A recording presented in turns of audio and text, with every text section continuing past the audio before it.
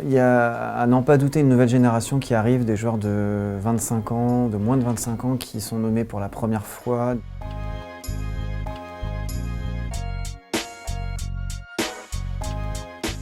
Pour les femmes, elles sont 20 comme la dernière fois, mais c'est très ouvert parce qu'on en a 13 qui ont disparu par rapport à l'année dernière.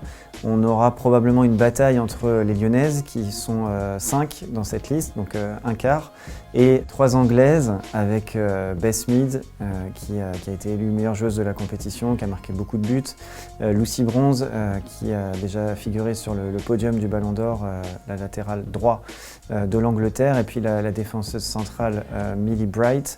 Les Anglaises ont donc cet avantage d'avoir gagné et marqué les esprits avec cette victoire à l'Euro à domicile. Les Lyonnaises, elles, ont remporté la Ligue des Champions, mais il y aura aussi des arbitres. Évidemment, la tenante du titre, Alexia Putellas, qui a fait une saison extraordinaire avec plus de 40 buts marqués avant d'être foudroyée par une rupture des ligaments croisés juste avant cet Euro. Et puis, il peut aussi y avoir quelques surprises qui viendront se mêler, des joueuses qui ont marqué beaucoup de buts. Je pense à l'Australienne de Chelsea, Sam Kerr, à la Française du Paris Saint-Germain, Marie-Antoinette Katoto, ou l'Allemande Lena Oberdorf.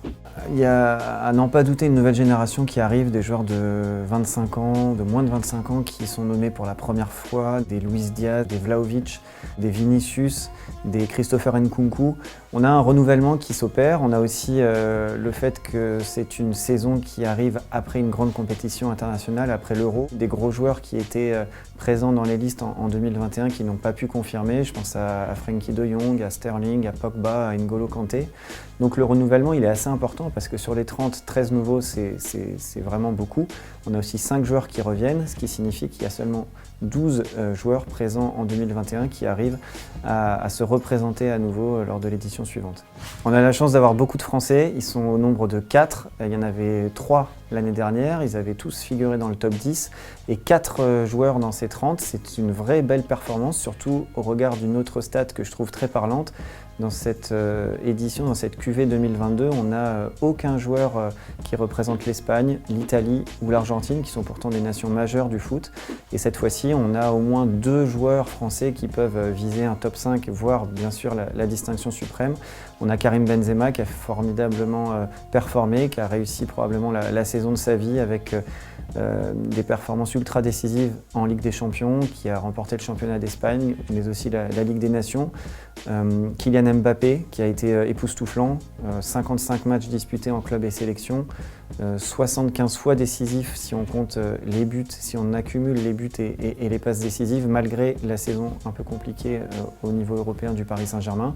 Et puis aussi Christopher Nkunku, qui a été élu meilleur joueur de Bundesliga, c'est quand même 35 buts et 18 passes, une vraie belle saison statistique, une éclosion au niveau international, et sans oublier Mike Maignan, le gardien de l'AC Milan, auteur d'excellentes prestations et qui n'est absolument pas pour rien dans le titre obtenu en Serie A par les Milanais. L'absence de Messi, c'est une forme de séisme pour le Ballon d'Or. Il était présent dans les listes depuis 2006. Il a remporté à 7 reprises cette distinction, donc c'est également le tenant du titre. C'est forcément un événement en soi.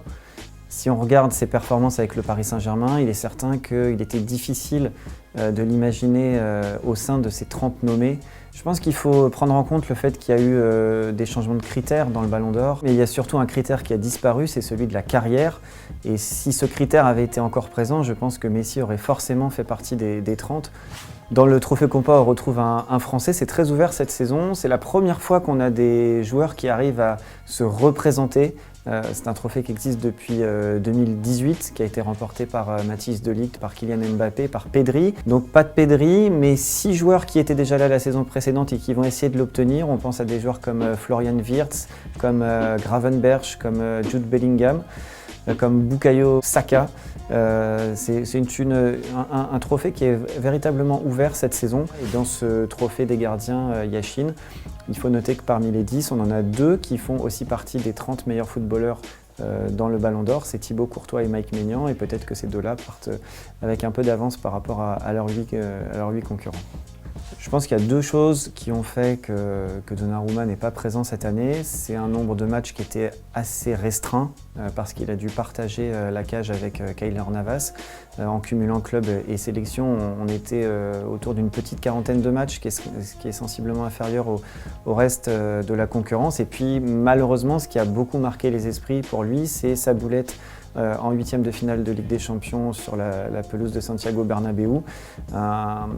Un événement qui a complètement relancé le match, qui a relancé la saison européenne puisque le Real Madrid a réussi ensuite exploit sur exploit jusqu'à la finale contre Liverpool au Stade de France. Et puis ensuite, ça a apporté une certaine fébrilité à Donnarumma qui, même en sélection, a reproduit quelques erreurs. Il était vraiment très proche de faire partie des 10, mais il n'a pas franchi le cut cette fois-ci.